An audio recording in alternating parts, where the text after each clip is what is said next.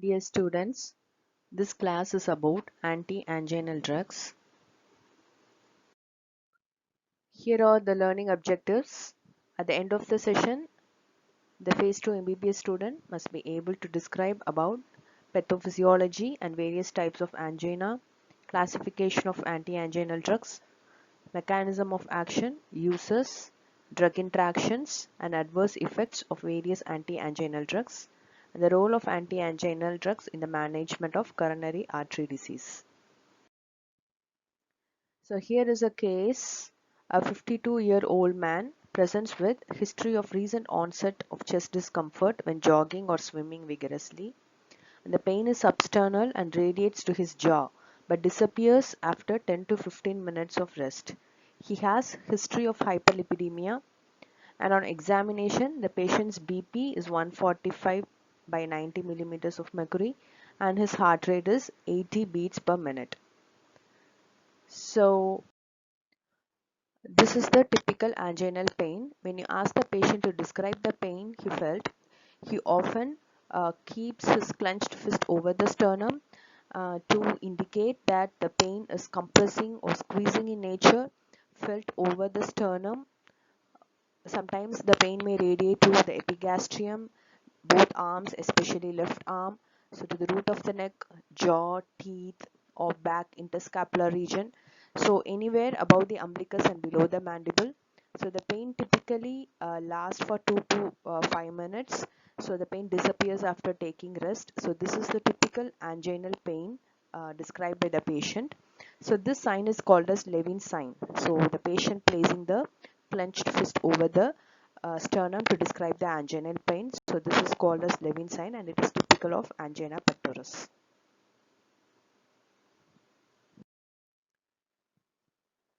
So angina pectoris, it is chest discomfort or pain due to myocardial ischemia. So it is precipitated by an imbalance between myocardial oxygen demand and supply. So when there is an imbalance between the demand of oxygen and the supply, so it results in insufficient delivery of oxygen to meet the heart's metabolic demands. So whenever the heart's metabolic demands increases, the supply should also increase to meet the demand. So otherwise what happens? The myocardium undergoes ischemia. So the patient will feel the myocardial ischemia as the anginal pain. The most common cause of myocardial ischemia is the atherosclerotic disease of the epicardial coronary arteries. So when the coronary arteries are narrowed by atherosclerosis, so the supply cannot meet the demand and the patient may suffer angina pectoris. There are three types of angina: stable angina or classic angina or effort angina, unstable angina or crescendo angina, variant angina or Prinzmetal angina. So stable angina is mainly due to a fixed atherosclerotic narrowing of the coronary arteries which decreases the blood flow, but still it can meet the metabolic demands of the heart at rest. So at rest the patient will not feel any myocardial ischemia or angina. So only when the metabolic demands are more, for example, when the patient exercises or runs or jogs or swims, then the fixed, decreased blood flow cannot compensate the or cannot match the increased metabolic demands. So the patient will feel angina only during effort but not at rest. So this is stable angina. So unstable angina is otherwise called as crescendo angina, that is the pain goes on increasing. So even at rest the patient feels pain because the atherosclerotic plaque has ruptured, okay, and it is covered with a blood clot or thrombus which causes more narrowing of the blood vessels. So the supply will not meet the demand even at rest. So this is unstable angina. So it is a unstable angina is actually an acute coronary syndrome. It's a part of acute coronary syndrome where the patient has to be treated emergency. And variant angina, or Prinzmetal's angina, it is caused due to coronary vasospasm. So it is not due to atherosclerotic narrowing, but it is due to coronary vasospasm. So this you should know because the treatment differs between stable angina and variant angina. So here you have to use vasodilators like calcium channel blockers to treat variant angina. So myocardial ischemia doesn't always present as anginal pain. So sometimes symptoms other than angina can be seen during myocardial ischemia. So the patient may suffer from dyspnea, nausea, fatigue and faintness. So these symptoms are called as anginal equivalents. Okay, so you should always look for these other signs also in order to know if the patient has myocardial ischemia or not, because so sometimes patients like elderly patients and diabetic patients, they don't always present with typical anginal pain, so they will have these anginal equivalents. They may present as breathlessness, nausea, fatigue and faintness. So you always have to look for anginal equivalents also. So these are the classification of the anti-anginal drugs. We have three main groups of anti-anginal drugs: nitrates, beta blockers, calcium channel blockers, and also we have potassium channel block openers and other drugs. So among nitrates you have two groups: short acting and long acting nitrates. So short acting nitrates are glyceryl trinitrate and also isosorbate dinitrate when given by sublingual route. They are also short acting. So glyceryl trinitrate and sublingual isosorbate dinitrate, both are short acting drugs. And long acting nitrates are isosorbate mononitrate, oral isosorbate dinitrate, erythritide tetranitrate, pentaerythritol tetranitrate. These are long acting nitrates. And among beta blockers, you have propranolol, metoprolol, atenolol, and so many others. And calcium channel blockers, you have three groups: phenylalkylamines, verapamil, benzothiocepan, diltiazem, and dihydropyridines, nifedipine, felodipine, amlodipine, nitrandipine, nimodipines, lacidipines, lercanidipine, and benidipine. So all these dipines are dihydropyridines. And potassium channel opener is nicorandil, and we have other anti-anginal drugs like dipyridamole, trimetazoline, ranolazine, ivabradine, oxyfedrine, etc. Let's see about nitrates, the most important group of drugs in under anti-anginal drugs classification. Nitrates mainly act by donating nitric oxide. So you can see here the nitrates, they release nitric oxide. Okay, and this nitric oxide, it increases the guanyl cyclase activity, so which converts GTP into cyclic GMP, and this cyclic GMP, uh, it dephosphorylates the myosin light chain phosphate. So it removes the phosphate group, it dephosphorylates the myosin light chain phosphate, and this causes relaxation of the vascular smooth muscles. So as you all know, so the phosphorylated myosin light chains, they are responsible for causing contraction of the smooth muscles. So these cyclic GMP dephosphorylates the myosin light chain phosphate and causes smooth muscle relaxation. So the nitrates mainly act by liberating nitric oxide. So what are the actions of nitrates which makes them an anti-anginal drug? It mainly causes preload reduction because nitrates, they act mainly on the veins. So the veins are more sensitive for the action of nitrates than arterioles. So all the veins are dilated, so the preload is reduced. And also it causes afterload reduction because it has actions on arterioles also, though it is less sensitive. So it relaxes the arterioles and the peripheral resistance decreases, so the afterload also reduces. So by causing both preload and afterload reduction, so it causes the myocardial demand less. So less myocardial activity means less myocardial demand. And also it causes redistribution of the coronary flow by causing coronary artery dilatation.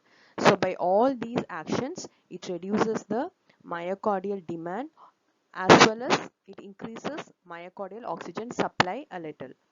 So all the the anti-anginal drugs, they act either by decreasing the myocardial oxygen demand or increases the myocardial oxygen supply or both. So these are the main actions of all anti-anginal drugs.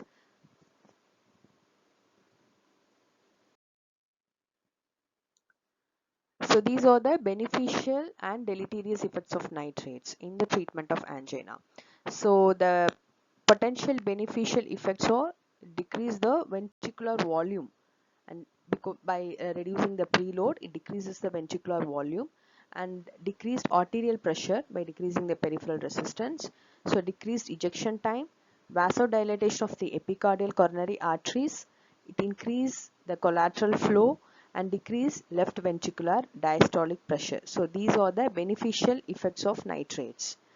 So by all these effects, it causes decreased work and myocardial oxygen requirement, and it relieves the coronary artery spasm, and it improves perfusion of ischemic myocardium and improves subendocardial perfusion.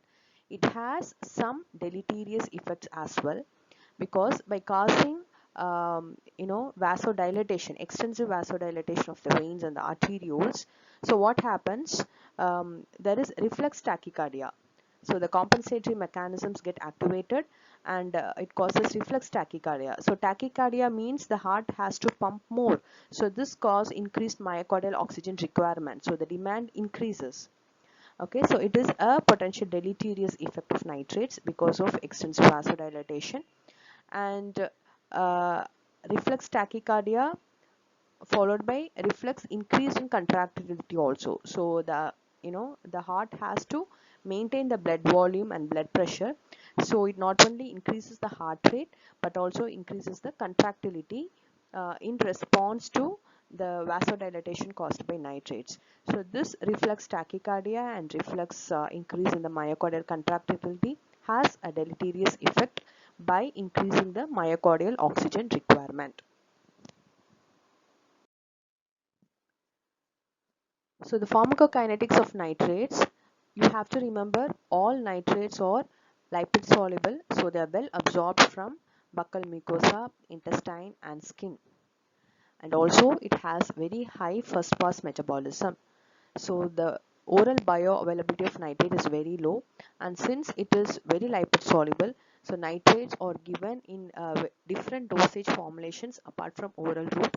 So it is given as transdermal patch, sublingual form. Okay, so sublingual nitrates are commonly used for symptomatic relief of acute coronary syndromes or angina, and transdermal nitrate transdermal patches are also used, because by giving sublingual route you are bypassing the first pass metabolism. So nitrates when given by sublingual route, it is directly absorbed into the systemic circulation, so it bypasses the liver, and the therapeutic effect is seen very quickly. So the action of nitrates is seen within 2 to 3 minutes when it is given by sublingual route. These are the adverse effects of nitrates. So as you all know, nitrates cause extensive vasodilatation. So because of these vasodilatation, the patient may experience throbbing headache, pulsatile throbbing headache, and also flushing. So these are the effects of vasodilatation. And as I said, reflex tachycardia is a problem because of the compensatory mechanism. So this may increase the myocardial oxygen demand, and the patient may feel orthostatic hypotension because of vasodilatation and venous pooling of blood, and methemoglobinemia. So the nitrates, it converts hemoglobin into methemoglobin. So the patient may experience pseudocyanosis. So these are the common adverse effects of nitrates. When nitrates are given over a long period, so one important troublesome effect is development of tolerance. So tolerance develops because over the period the nitrates lose the ability to generate enough nitric oxide because of saturation of the sulfhydryl radicals.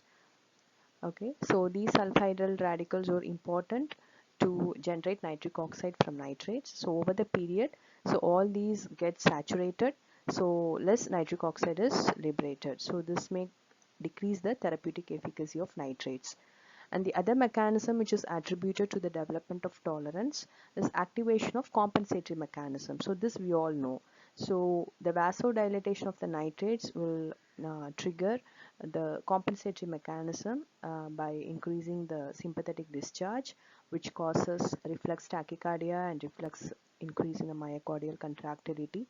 So this may blunt the therapeutic effects of nitrates. By these two mechanisms, nitrates are prone to cause tolerance.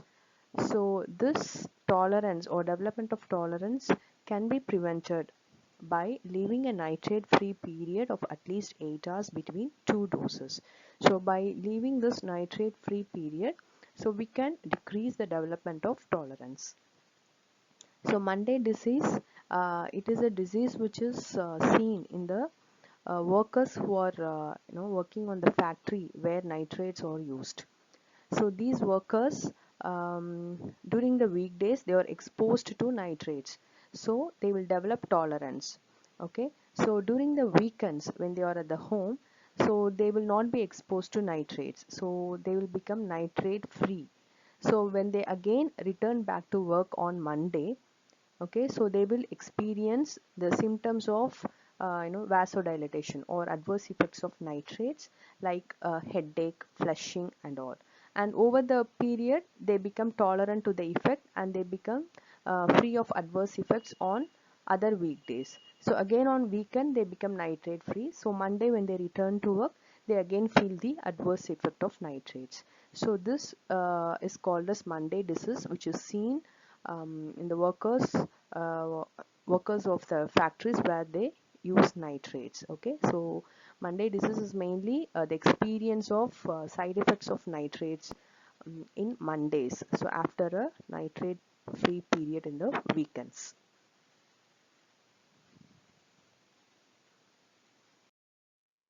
Now we will see some clinical uses of nitrates. Sublingual nitroglycerin. This is the most frequently used drug for immediate symptomatic relief in patients with angina. So sublingual nitroglycerin, as we all know, will bypass the liver and it will bypass the first pass metabolism and it will have a very rapid action.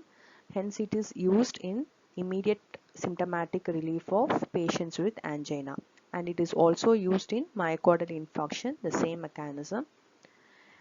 It is used in esophageal spasm because of its smooth muscle relaxation effect. It is used in cyanide poisoning, the mechanism we will see in the next slide, and it is used in biliary colic because of biliary spasm, and it is used in congestive heart failure and acute left ventricular failure because of its vasodilatation property and peripheral pooling of blood, reduction in the preload. So it is used in CHF and acute left ventricular failure. And this is the mechanism of action of nitrates in cyanide poisoning. So cyanide, causes death by combining with hemoglobin and reducing the oxygen carrying capacity of hemoglobin, and it causes hypoxic cellular death. So nitrates, they combine with hemoglobin and it causes methemoglobin. So this methemoglobin has more affinity to cyanide than normal hemoglobin. So all the cyanide will go and combine with methemoglobin, so which causes cyan methemoglobin. So this cyan methemoglobin when combined with sodium thiosulfate, so when you administer sodium thiosulfate, this combines with cyan methemoglobin and this releases methemoglobin and sodium thiocyanate. So the cyanide is released as sodium thiocyanate and this is excreted in urine. Thereby we are preventing the combination of cyanide and hemoglobin. So this is the role of nitrates in cyanide poisoning. So it acts by converting hemoglobin to methemoglobin. thereby diverting cyanide to combine with methemoglobin to form cyan-methemoglobin, and again the cyanide is released as sodium thiocyanate when we give sodium thiosulfate. So finally methemoglobin and sodium thiocyanate are released. So this is the role of nitrates in cyanide poisoning. So there should be some precaution while using nitrates. The sudden withdrawal after prolonged exposure of nitrates has resulted in spasm of coronary and peripheral blood vessels. So when patients are on long-term use of nitrates and when suddenly it is stopped, so it may cause a reflex spasm, coronary spasm, and peripheral blood vessels. So nitrate withdrawal should always be slow. It is tapered and then stopped. And there is a dangerous interaction with phosphodiesterase inhibitor like sildenafil. So sildenafil, it is used in erectile dysfunction. So it is again a powerful vasodilator. So nitrates, when combined with sildenafil, or no, when you administer nitrates to patients who are on sildenafil, there is potentiation of nitrate action, and it causes severe hypotension, myocardial infarction, and even death. So whenever you give nitrates, you should always ask a drug history whether the patient is on any phosphodiesterase inhibitor. The next group of drugs are calcium channel blocking drugs. So as you all know, calcium is very important for contraction of smooth muscles. So you can see here, calcium enters inside the cell through the calcium channels. So in smooth muscles, it is L-type calcium channels. Okay, so this calcium, after combining with calmodulin, it forms calcium calmodulin complex, and this combines with myosin light chain kinase, which is an enzyme, and activates it. So this enzyme converts myosin light chain into myosin light chain phosphate. So it basically phosphorylates myosin light chain, and this is responsible for contraction of the smooth muscle cell by combining with actin. So calcium channel blocking drugs, they block the calcium channels, especially L-type calcium channels in smooth muscles, and prevent the contraction.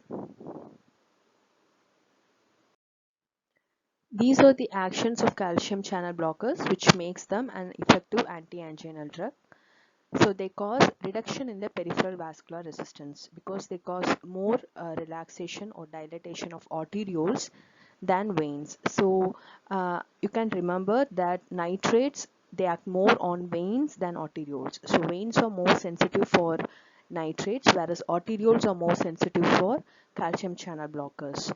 So since arterial dilatation is more, reduction in peripheral vascular resistance is the most important mechanism of calcium channel blockers, by which it decreases the myocardial oxygen demand by decreasing the contractility. And you can see verapamil and diltiazem, these two calcium channel blockers, they have an action on AV node where it reduces the conduction. So these two drugs reduce conduction in AV node apart from causing vasodilatation. And all the dipins, they are more selective for peripheral blood vessels, especially nimodipine and nicardipine. These two drugs are selective for cerebral blood vessels. So this action is mainly applied clinically in the management of the ischemia which is caused due to subarachnoid hemorrhage. So these two cerebroselective vasodilators or calcium channel blockers are mainly indicated in subarachnoid hemorrhage.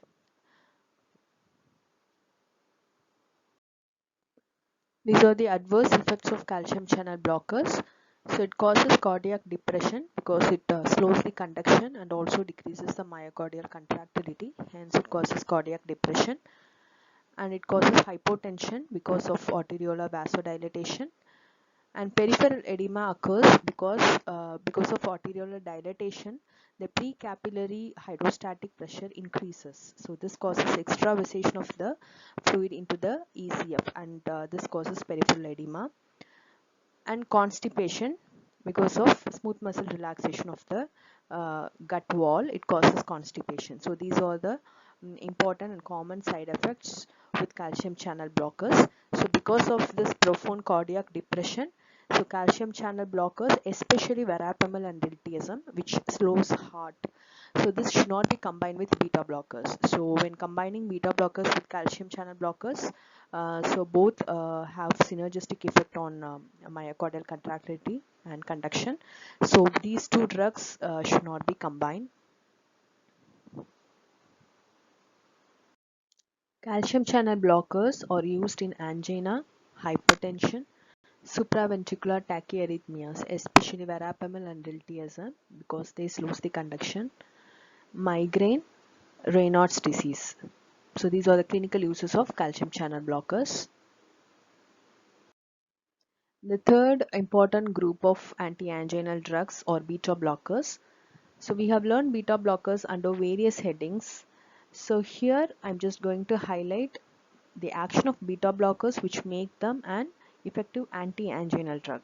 So beta blockers, they mainly decrease the myocardial oxygen demand by decreasing heart rate, decreasing the blood pressure and decreasing myocardial contractility. So by these actions, it decreases the myocardial oxygen demand and hence as an anti-anginal drug. So you all know the contraindications of beta blockers.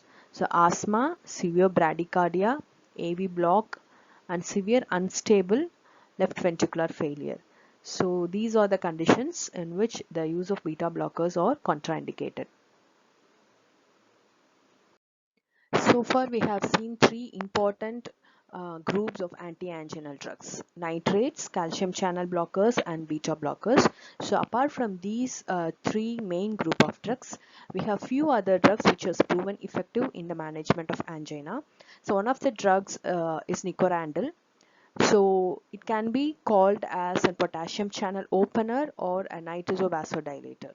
So it has two actions.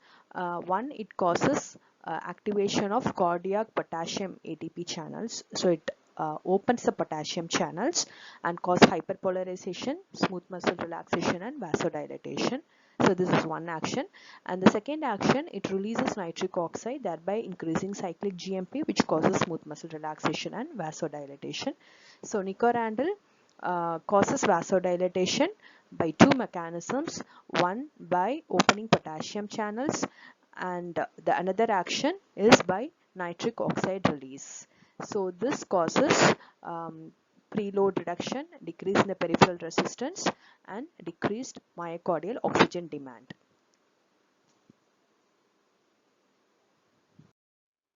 The next drug we are going to see is dipyridamole. So it is an effective vasodilator, but it is seldom used as an anti-anginal drug because it has some deleterious effect because of its coronary steal phenomenon.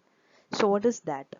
So the action of dipyridamole is mainly by preventing uptake and degradation of adenosine. So it is an adenosine reuptake inhibitor. So adenosine is a main mediator which has a major role in coronary autoregulation. So what is this autoregulation? So whenever an atheroma blocks the conducting vessel, okay, you can see the picture A. Okay, so whenever an atheroma blocks the conducting vessel, so what happens? There is selective vasodilatation of subendocardial resistance vessel in the ischemic zone. So there is selective vasodilatation in the ischemic zone so that more blood flows to the ischemic area. Okay, and there is dilatation of the conducting vessels as you can see in the picture B.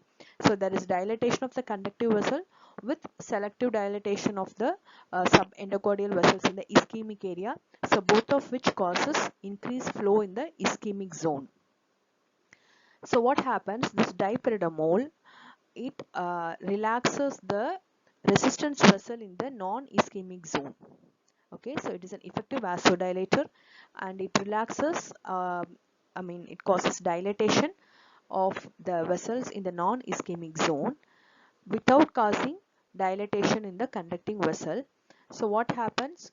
All the blood is diverted into non-ischemic zone, which causes decreased flow in the ischemic area. So this is called as coronary steal phenomenon. Actually, it steals the blood from the ischemic zone to non-ischemic area. So because of this coronary steal phenomenon, it is seldom used as an anti-anginal drug, but you have to know this mechanism of dipyridamole. The next drug is ranolazine. So this drug acts by inhibiting the late sodium current. So what is this late sodium current? So these channels, they increases the sodium inflow into the myocardial cell. So this causes increase in the intracellular sodium concentration, and this increase in the intracellular sodium concentration activates the sodium calcium exchanger, so which exchanges sodium to calcium. So sodium goes out and calcium comes inside. So because of this calcium overload inside the myocardial cell, so it causes increased myocardial tone, myocardial cell tone, which causes diastolic wall stress, so increase myocardial wall stress, and which may aggravate the myocardial ischemia. So this ranolazine causes less calcium overload inside the myocardial cell by inhibiting the late sodium current.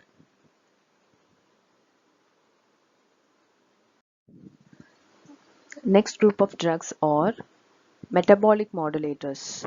So we have a drug called trimetazidine.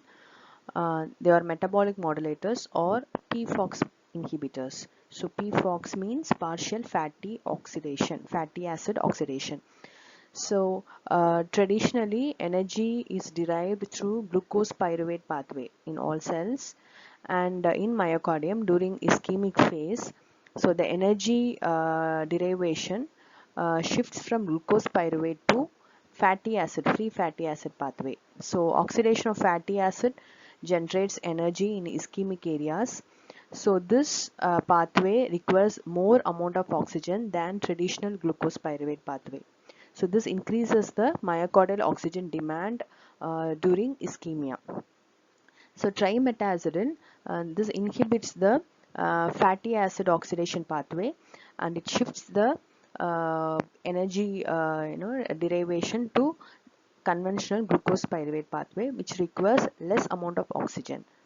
So hence decreases the myocardial oxygen demand. This is allopurinol, a xanthine oxidase inhibitor, as an anti-anginal drug. So we all know the role of xanthine oxidase in uric acid production and gout. Okay, so xanthine oxidase converts hypoxanthine into xanthine, and also xanthine into uric acid. So it not only produces uric acid but also generates lot of reactive oxygen species. So this causes endothelial dysfunction, which may aggravate atherosclerosis. So xanthine oxidase inhibitor like allopurinol inhibits the production or generation of these free free reactive oxygen species, and hence it improves the endothelial dysfunction in atherosclerotic angina. This is ivabradine. It is called as a bradycardic drug because the only action it produces is bradycardia. It decreases the heart rate. So it causes bradycardia by blocking the IF sodium channels or funny sodium channels, which is present in the SA node, which is responsible for the atomicity, the generation of the impulses. So this IF sodium channels are located in the SA node, which generates impulses, generates the rhythm. So by blocking the sodium channels, the atomicity decreases and the heart rate decreases.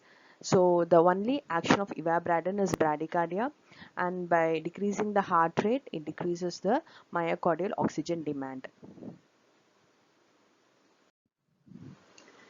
This is yet another newer drug, Fasudil. So it is called as ROCK inhibitor or Rho kinase inhibitor. So Rho kinase is a set of enzyme which inhibits myosin phosphatase, which is responsible for breakdown of or dephosphorylation of myosin phosphate. So we all know myosin phosphate is responsible for smooth muscle contraction.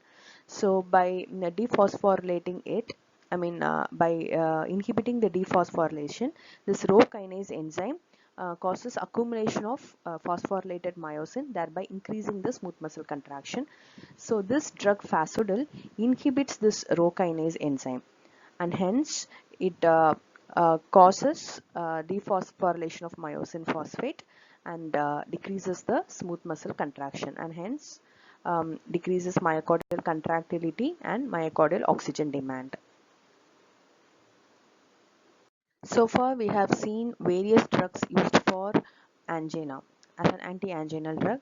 So we have seen the important three groups of drugs: nitrates, calcium channel blockers, and beta blockers. And apart from them, we have seen so many newer drugs for anti-anginal effect. So angina occurs due to coronary artery disease, so mostly atherosclerosis. So coronary artery disease can either present as an acute coronary syndrome, so as an emergency, so the patient may feel a refractory angina, an unstable angina, or myocardial infarction. So it is an acute episode, so that should be treated surgically, or the patient may present with a chronic anginal pain. So that should be treated medically. So two modes of management are there for coronary artery disease. So refractory angina and acute coronary syndromes like unstable angina and myocardial infarction, so they should be treated by surgical intervention. So it can be either percutaneous coronary intervention with insertion of stents, or by doing coronary artery bypass grafting, CABG. So these are the surgical measures.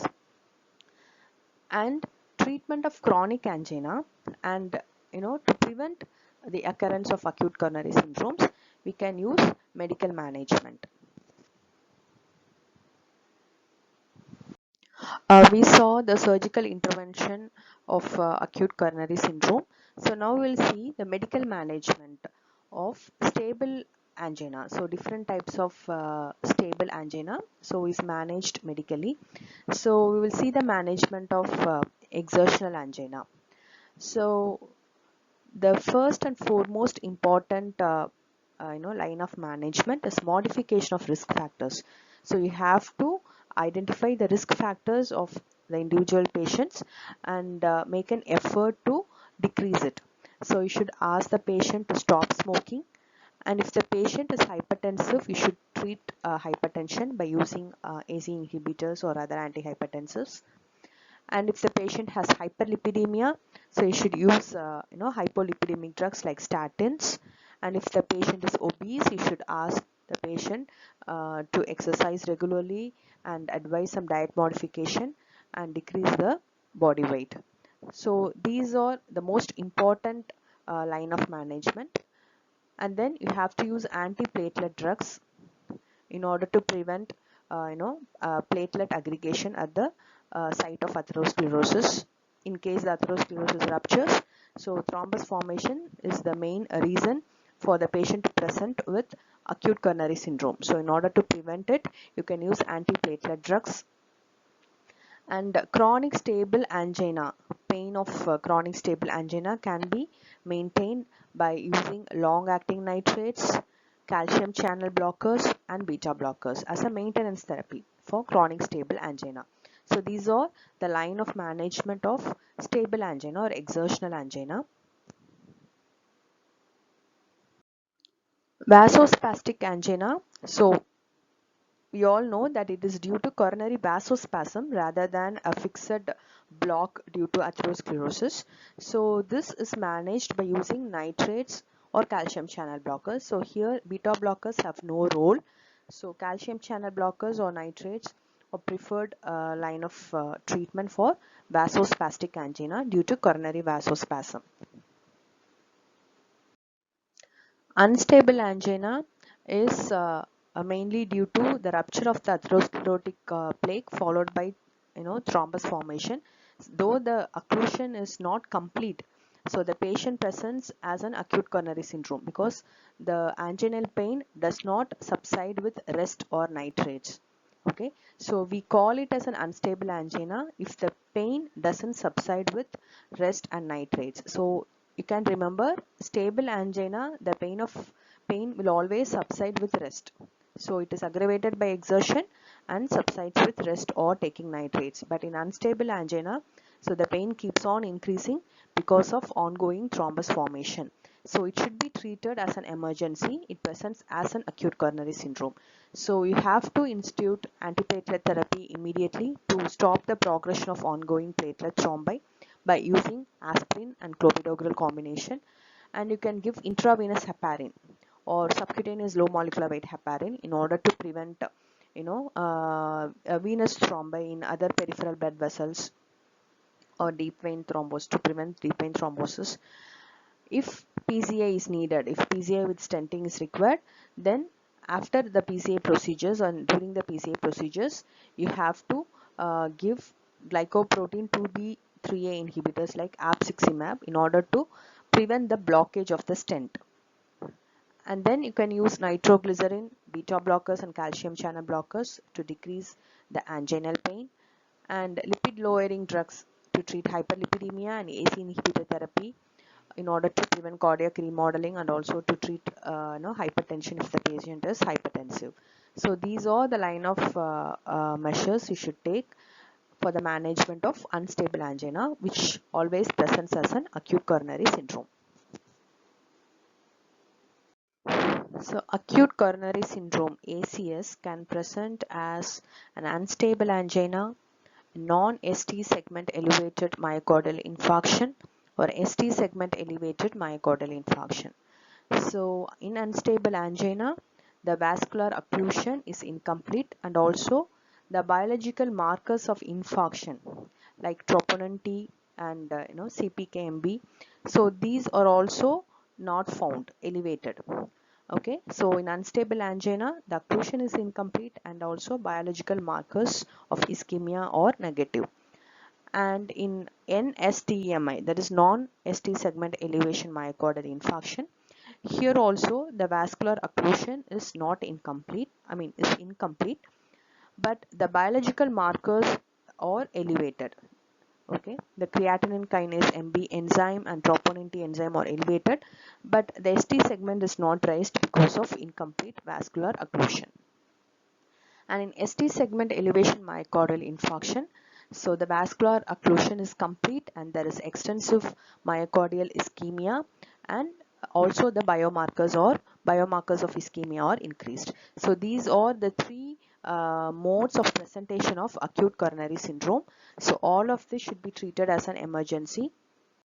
This is the ECG presentation of ST segment elevated myocardial infarction.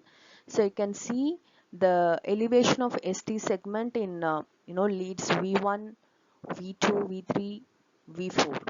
Okay, so this is the ST segment elevated myocardial infarction, typical ECG, and this myocardial infarction is precipitated by the atherosclerotic plaque rupture with occlusive thrombus formation. So this thrombus formation over the atherosclerotic plaque rupture, it occludes the already narrowed coronary artery completely, and the blood flow completely stops. Okay, and the myocardial cell undergoes ischemic changes. So this is myocardial infarction.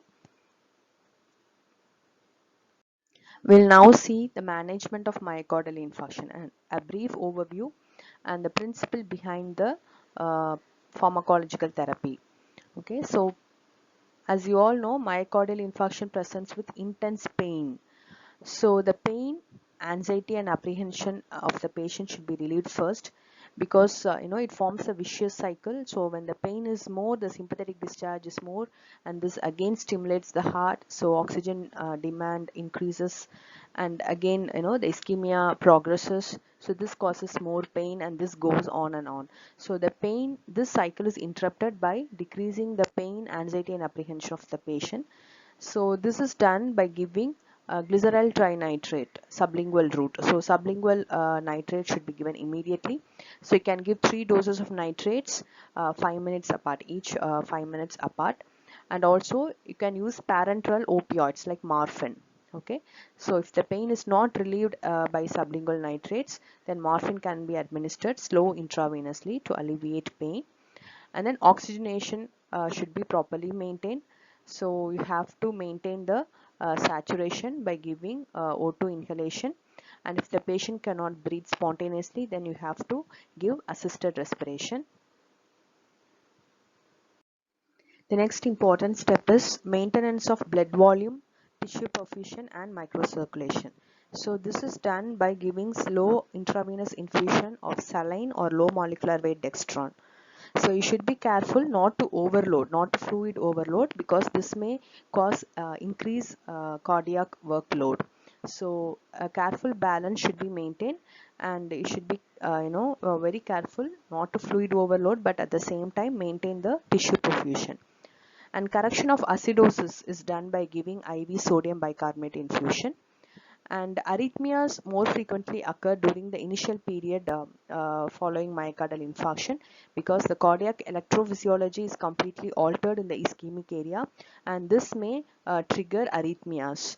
So prevention of arrhythmias can be done by prophylactic IV infusion of a beta blocker like metoprolol. So this is life saving, so this will prevent occurrence of arrhythmias. And suppose if there is any tachyarrhythmias, so like ventricular tachycardia or ventricular fibrillation, so this can be treated by giving intravenous lidocaine, procainamide or amiodarone. And if it is bradyarrhythmias like bradycardia and heart block, then it can be treated by giving atropine or cardiac pacing. So you can insert a pacemaker. So these are the management of arrhythmias, prevention and management of arrhythmias. So if the heart goes for failure, then it can be managed by giving furosemide, vasodilators or inotropic drugs. And prevention of thrombus extension and prevention of embolism and venous thrombosis is done by giving antiplatelet drug like aspirin and anticoagulants like heparin to prevent the DVT and systemic arterial embolism. And if the patient is a suitable candidate for thrombolysis and reperfusion, if the patient comes to hospital within 1 to 3 hours after MI, and if he satisfies all the criteria for thrombolysis, then you can try reperfusion by thrombolysis by using fibrinolytic agents, that is plasminogen activators, streptokinase, urokinase and alteplase. So after the acute phase, the prevention of cardiac remodeling and subsequent occurrence of heart failure is done by administrating ACE inhibitors. So we all know ACE inhibitors prevents cardiac remodeling. And prevention of future attacks of MI is done by giving platelet inhibitors. So the patient has to take these drugs throughout their life. So they have to take ACE inhibitors. They have to take platelet inhibitors like aspirin or clopidogrel. They have to take beta blockers to reduce the risk of reinfarction, heart failure, and mortality, and hypolipidemic drugs. So these are the drugs which are prescribed at the time of discharge of the patient. So the patient after once discharged from myocardial infarction, after the management of myocardial infarction, should have all these drugs in the prescription: ACE inhibitors to prevent cardiac remodeling, platelet inhibitors to prevent further thrombus formation, beta blockers to reduce the reinfarction and risk of heart failure, and hypolipidemic drugs. So these are all the medical management of myocardial infarction, and we all know PCI and CABG. So these are the surgical interventions of choice in acute coronary syndrome. As soon as possible, the patient should be managed with percutaneous intervention or CABG, whatever is needed. This is PCI with stent, that is percutaneous intervention with a stent placement. This procedure is usually done for management of acute coronary syndromes like unstable angina and myocardial infarction. So here you can see the area where the coronary artery is blocked. So they identify the area through angiography, and then they place, so you can see the first image, a collapsed stent with a deflated balloon inside. So they insert this, and then once the correct area is arrived, so they place the stent there and inflate the balloon. So once the balloon is inflated, the stent also expands, and once the stent is secured properly in the blockage area, they deflate the balloon again and remove the balloon, leaving the stent in situ. So this is the percutaneous intervention with placement of stent. So this procedure is routinely done uh, in the management of acute coronary syndrome. This is CABG, coronary artery bypass grafting. This is also done for acute coronary syndrome, where the blocks are more. Okay, so here they take a vein from your leg, and they use the vein to bypass the blocked area. So suppose you can see here the coronary artery is blocked, the circled area. So this is the area where the coronary artery is blocked due to atherosclerosis. So here the vein which is grafted from the leg is placed so that it bypasses the blocked area. Okay, and thereby securing the blood flow to the ischemic zone. And we have come to the conclusion. This is the summary. Angina is precipitated by imbalance between myocardial oxygen demand and supply. So the management of angina should be aimed to either decrease the myocardial oxygen demand or increase the supply, or both. So the most important cause of myocardial ischemia, which causes angina, is coronary atherosclerosis. And we have three important groups of drugs: nitrates, beta blockers, and calcium channel blockers. And apart from that, we have so many other drugs also. And pharmacological therapy is mainly used in prevention of acute coronary syndrome and also maintenance for chronic stable angina. Thank you.